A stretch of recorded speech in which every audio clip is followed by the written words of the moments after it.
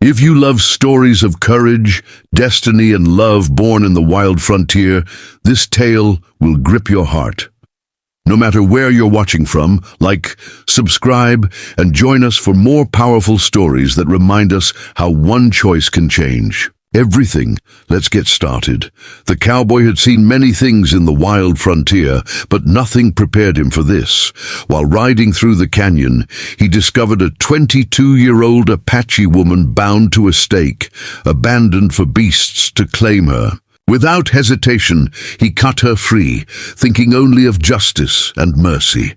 Her eyes, fierce yet vulnerable, locked on his.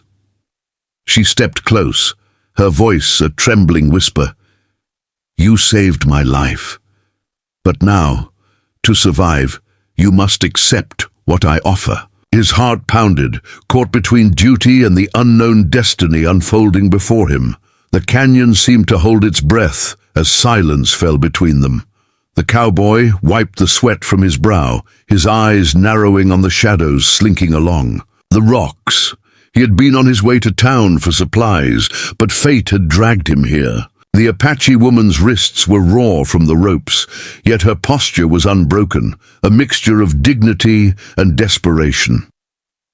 He knew little of her people, only the stories told by settlers, most filled with fear and suspicion. But the urgency in her words told him this was no time for hesitation. Her gaze did not waver, steady as an arrow aimed at his heart. "If they find me alone, they'll kill us both," she whispered, her voice carrying both warning and plea.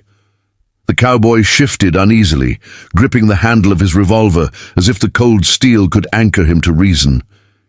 He had never asked for entanglement with any tribe, preferring the solitude of his ranch and the honesty of cattle. Yet the truth was undeniable. If she was abandoned here, there was danger close by, and saving her had already pulled him into its storm. He studied her features in the waning sunlight, noting the defiance etched into every line of her face. She was not some fragile maiden waiting for rescue. There was fire in her spirit, a strength he could not ignore. Still, her words rattled inside his mind like the rattle of a snake. "To survive, you must accept what I offer." What could? She mean a bargain, a demand, or something far more binding? His pulse thundered in his chest as he considered what price her survival, and now his own, might truly cost in this wild, unforgiving land. The canyon winds picked up, carrying with them the sound of distant hoofbeats. The cowboy froze, his instincts sharpening like a blade. She noticed it too. Her eyes flicked toward the ridge, then back to him. Panic wasn't in her expression, only grim certainty. "They're coming," she said softly, as if speaking the words aloud sealed their fate. He tightened his jaw, glancing to his horse, then back at her. If enemies arrived, he could flee alone. But something deep within refused to abandon her, not after freeing her from that cruel stake. He knew escape wasn't so simple now. "Who left you here?" he asked under his breath, though his voice carried a harsh edge. She looked at him, her dark eyes fierce with unshed tears. "Men from my own tribe," she admitted, "punishment for refusing a marriage I did not want." The revelation struck him like a gunshot. So this was the truth behind her offer. She sought protection, even if it meant binding herself to a stranger. The cowboy's throat tightened. He had lived 30 years without binding himself to anyone, yet in her eyes he saw the weight of survival pressing down like the desert sun. The hoofbeats grew louder, echoing off the canyon walls. The cowboy drew his revolver, his other hand, instinctively reaching to steady the Apache woman. She didn't flinch at his touch, though her body trembled with tension. "If you stand with me," she whispered fiercely, "you will live. If you don't, you will die." Her words were not a threat, they were prophecy. He believed her now, fully and without doubt. His gut churned as realization sank in. Whatever destiny awaited him, it was no longer his alone. By freeing her, He had crossed a line he could never step back from. The cowboy's mind raced, torn between reason and instinct. He was no fool. He knew what happened to men who meddled in tribal affairs. Yet something inside him, something older than logic, told him to trust her. The setting sun bled red across the sky, casting their figures in firelight, as if the earth itself bore witness. She took his hand suddenly, pressing it to her chest where her heart hammered wildly. "You are mine now," she said, her voice steady, carrying centuries of tradition in its weight. His breath caught. It wasn't just survival she demanded. It was union, immediate and unbreakable. In the cowboy's 30 years, he had never faced a decision as grave as this. Bullets, brawls, storms, and starvation. He had survived them all with grit and stubbornness. But this was different. The Apache woman's offer was more than words. It was life or death wrapped in the guise of marriage. He searched her eyes, hoping for some flicker of deceit, but found only sincerity. For the first time, the rugged frontiersman felt powerless. Not because of danger, but because his fate now rested in the hands of a woman he had met only moments. As twilight deepened, the air grew heavy with tension. He could see movement on the ridges now, shadows on horseback, warriors approaching. The Apache woman stepped closer, pressing herself against his side as though shielding him as much as he shielded her. He could hear the echo of his own heartbeat. In the stillness, louder than the approaching riders, her whisper came one last time, steady and unyielding.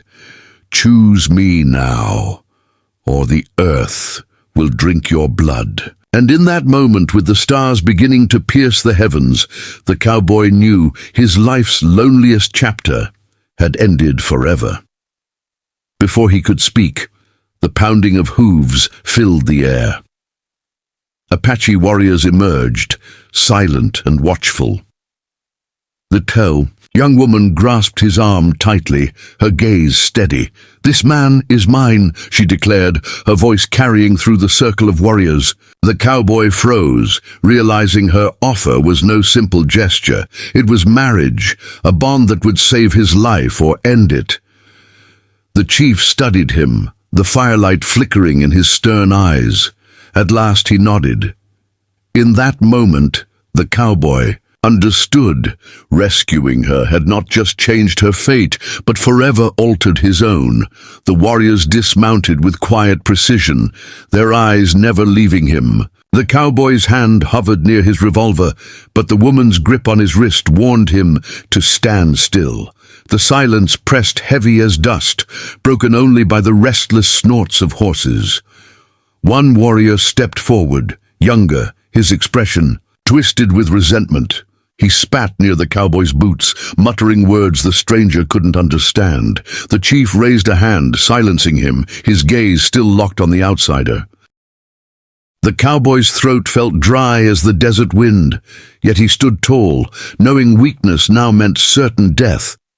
The Apache woman, her shoulders straight with pride, repeated her claim with a firmer voice. "He is mine." The words carried more than love or possession. They were a shield, a declaration binding him to her in front of her people. The chief studied her with an unreadable expression, then turned his sharp eyes to the cowboy. A moment stretched into eternity. At last, he spoke in measured English. "You freed her. Now you share her burden." The cowboy swallowed hard, realizing the chief was not offering a choice, but sealing a union recognized by all present. The young warrior who had spit stepped forward again, fury flashing in his eyes. "He is not of us," he growled. His fists tightened around his spear. The woman's hand trembled slightly on the cowboy's arm, though her face remained calm. The chief's gaze shifted to the challenger. "Would you have left her to die?" he demanded. The question cut deep, and the silence that followed revealed the answer. The challenger's jaw tightened, but he looked away. The cowboy exhaled slowly, realizing the woman's defiance had enemies even among her own tribe, and now, by claiming her, they had become his as well. The chief motioned, and the warriors formed a circle. A fire was built quickly, its flames licking upward, casting shadows across painted faces. The cowboy was pulled into the center with the woman, the warmth of the fire both comforting and suffocating. The chief spoke again, his voice deep as thunder rolling over mountains.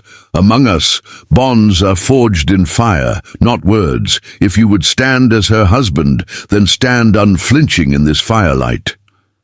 The cowboy's pulse hammered, but he nodded. His 30 years had been lived alone, yet here he was being claimed before all. The woman's eyes softened as she looked at him. For the first time, he saw not desperation but trust. She reached out and laced her fingers with his, her small, hand firm and resolute. "Do not fear," she whispered. "This moment decides everything." The cowboy breathed deeply, the crackle of the fire filling his ears. Around them, the warriors watched with an intensity that made his skin prickle. He understood now. This was no game, no illusion. By freeing her, he had been drawn into a destiny sealed by the weight of tradition, where backing down was death and stepping forward was life. The chief raised a hand, and the circle chanted low, steady as the beating of drums. The cowboy felt their voices vibrate in his chest, binding him tighter to this strange new path. He looked down at the woman beside him, her chin lifted proudly, her eyes glimmering in the firelight. "What is your name?" he asked softly, realizing he had saved her life without even knowing who she was. Her lips curved faintly, almost like a secret revealed. "Ayoka," she said, her voice carrying like wind across canyons. In that name, he heard both strength and sorrow, and his heart stirred. The young warrior who had challenged before stepped forward again, his anger untamed. "She was promised to me," he barked, pointing his spear at the cowboy. Gasps rippled through the circle.